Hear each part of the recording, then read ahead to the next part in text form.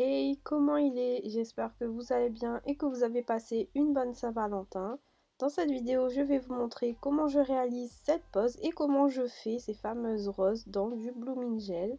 Vous êtes prêts? C'est parti!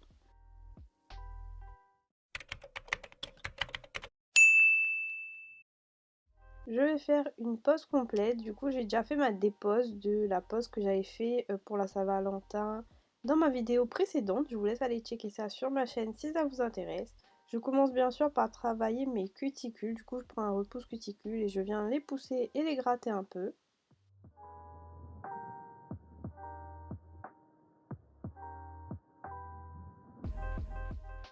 Quand j'ai fini de repousser mes cuticules, moi ce que je fais c'est que je matifie ma plaque tout de suite. Du coup j'utilise des petits embouts emery à grains 240 et ça vient de chez Nails FRS et ceux-là ils sont vraiment très bien. Avec ma ponceuse je suis environ à 12 000 tours on va dire et je matifie donc toute ma plaque d'ongles.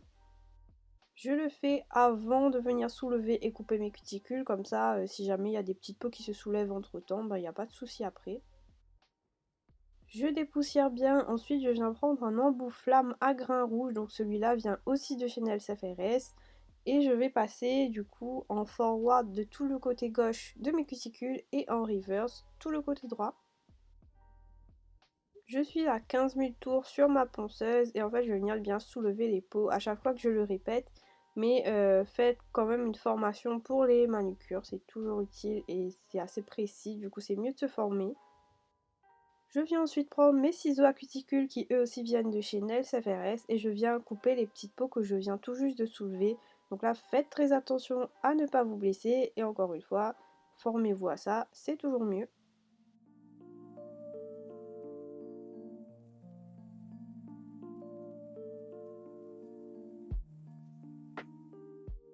Quand j'ai fini de couper mes peaux, je viens bien tout dépoussiérer et je vais passer ensuite à mes produits de préparation et à ma base.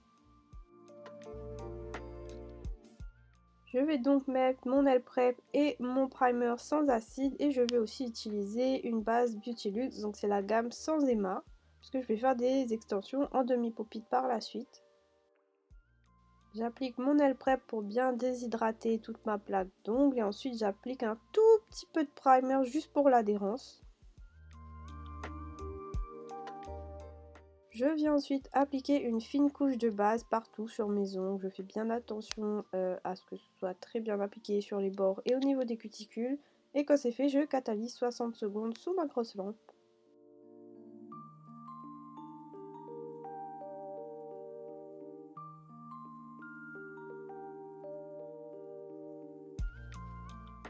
Comme je vous ai dit, je vais faire des extensions au demi-popit. Donc là, j'utilise ceux-là, c'est en forme carrée de chez Onyx Pro. Et en fait, je vais venir prendre les bonnes tailles pour mes ongles. Et je vais faire mes extensions avec ce gel Knick Knack Rosé de chez Frinka Beauty qui est trop beau et qui a une texture parfaite pour ça. Je prépare aussi ma petite lampe UV sur le côté pour pré-catalyser mes extensions. Et je commence du coup pour faire l'extension dans le demi-popit. J'applique une fine couche de gel et ensuite je viens ajouter un peu plus de matière pour plus de solidité. C'est pas nécessaire d'ajouter une grosse goutte de gel, ça va déborder de partout. Du coup, j'applique ça dans mon pop-it, je mets sur mon ongle bien droit et je pré-catalyse. Je vous remonte avec un autre ongle, du coup vous pouvez faire plusieurs ongles à la fois si vous pré-catalysez votre extension. Bien sûr, quand c'est pré-catalysé, il faut quand même passer sous la grosse lampe au moins 60 secondes après pour bien tout figer. En ce moment, j'essaye de m'entraîner pour ne plus du tout qu'il y ait de bourrelets qui se forment sur l'ongle quand je pose mes demi-popites. Du coup, ça brûle un petit peu le gel, mais quand c'est fait, je catalyse sous ma grosse lampe et voilà ce que ça donne pour tous mes doigts. Là, le moment satisfaisant, c'est quand on enlève les popites, il suffit de pincer un peu pour faire une bulle d'air et ça part tout seul. Et quand j'ai tout enlevé, je viens dégraisser mon gel puisque je vais limer la forme et l'excédent de matière. J'avoue, c'était compliqué de filmer le limage dans le champ. Du coup, j'ai fait mon image hors caméra. Il suffisait juste de limer la forme et d'enlever le petit bourrelet de toute façon. Là, ce que j'ai fait après, c'est que j'ai bien dépoussiéré et j'ai réappliqué un tout petit peu de base sur mon ongle en fait. mais juste au niveau où il y a ma plaque d'ongles et pas l'extension. Comme ça, au cas où, comme j'ai limé, si ça a limé la base, au moins c'est protégé. Et je viens prendre un gel en flacon de chez Beauty Luxe, c'est aussi la gamme sans éma. Et j'ai pris une couleur un peu rosée qui est juste trop belle. Et c'est vraiment des gels qui sont incroyables pour faire les constructions. Je vais bien sûr faire du sans limage et je vous montre comment je fais. Du coup, j'applique une fine couche de lissage que je viens bien border avec un petit pinceau. Donc je fais bien le contour de mes cuticules, le contour de mon ongle et j'applique de partout.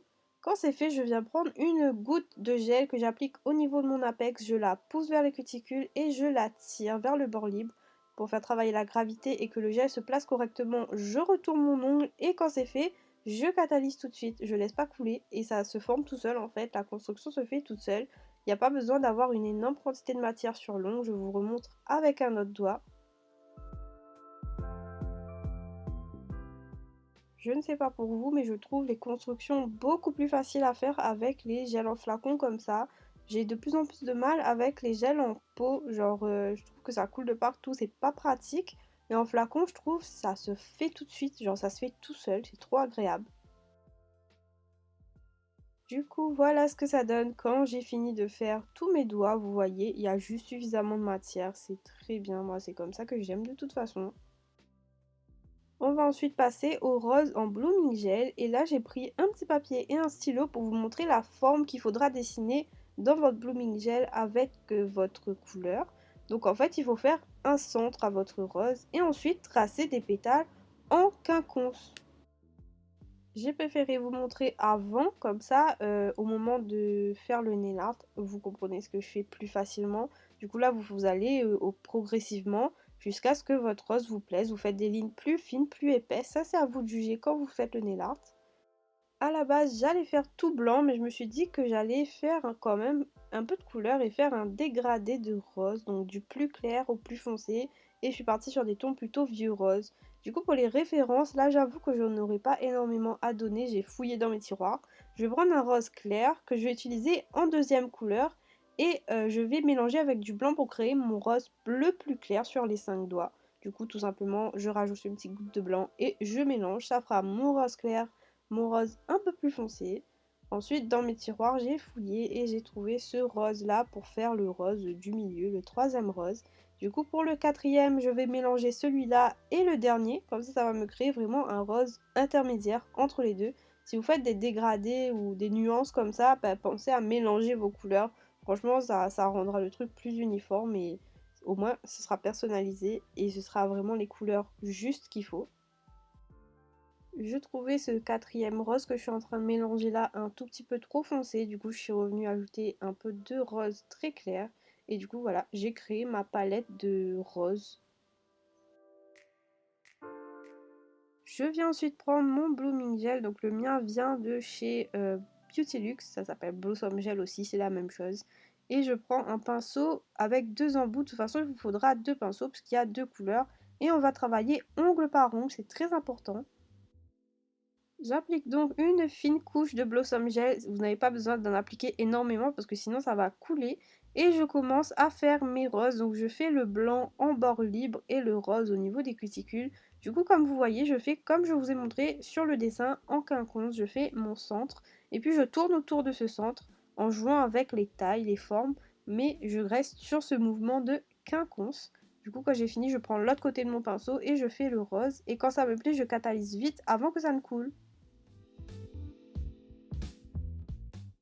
Je vous montre avec un autre doigt, du coup, une fine couche de Blossom Gel et je fais mon blanc en bord libre et mon rose au niveau des cuticules. En fait, le Blossom Gel, ça va venir étendre la couleur et la diffuser pour créer ce truc un peu diffus, quoi. Pour faire les marbrés et tout, c'est génial. Mais si vous tardez trop, ça va couler sur les côtés ou ça va faire des paquets d'un côté de l'ongle. Du coup, vraiment, il faut travailler assez vite et catalyser surtout assez rapidement. J'ai fait mes autres doigts, je vous montre en dernier le petit doigt parce que j'aime beaucoup le vieux rose que j'ai utilisé. De toute façon, le vieux rose en général, c'est une couleur que j'aime beaucoup sur les ongles. Et là, j'aimais bien l'effet que ça a fait.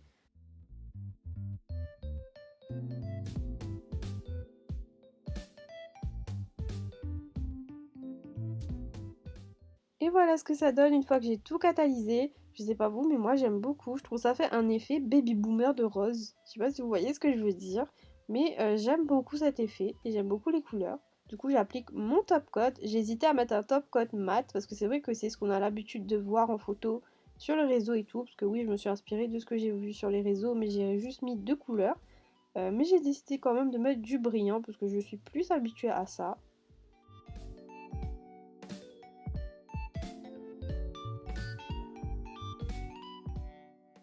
Quand j'ai fini d'appliquer mon top coat, bien sûr, je catalyse bien et ensuite je prends un rhinestone gel puisque oui, j'adore le bling bling et il manquait un truc. Je suis venue ajouter un gros cœur que j'aime beaucoup, mais j'ai regardé d'un angle, c'était droit et ensuite que j'ai catalysé et que j'ai bien regardé, il était un peu sur le côté, il n'était pas très droit, mais c'est pas grave.